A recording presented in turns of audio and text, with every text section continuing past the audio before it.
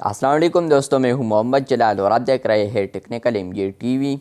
दोस्तों, व्हाट्सएप के ऊपर कुछ वक्त पहले यहां पर एक अपडेट आया था DND मोड। यहां पर आप लोग सोच रहे हैं कि हम इसको किस तरह रिमूव कर सकते हैं।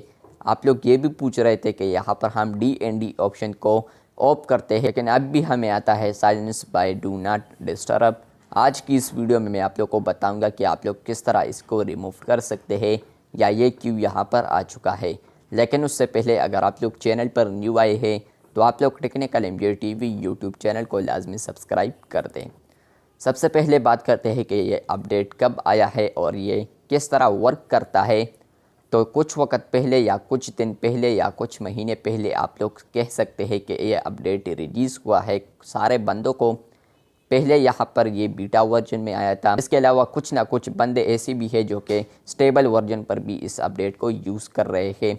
तो वो अपडेट ये है, फॉर एग्ज़ाम्पल आप लोग के मोबाइल में यहाँ पर एक ऑप्शन होता है DND silence by do not disturb पर आता है आप लोगों को कॉल के नीचे। तो मोबाइल के अंदर यहाँ पर DND मोड होता है।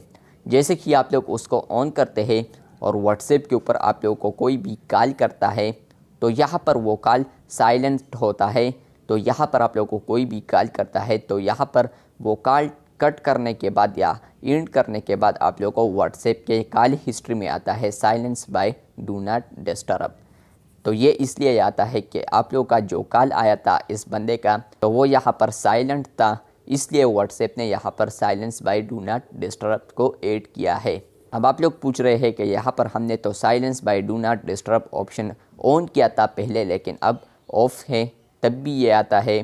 तो ये इसलिए आता है क्योंकि ये एक हिस्ट्री है और ये जब एक दफ़ा आ जाता है इस तरह तो आप लोग इसको दोबारा डिलीट करेंगे तब ही आप लोग को फिर ये नज़र नहीं आएगा।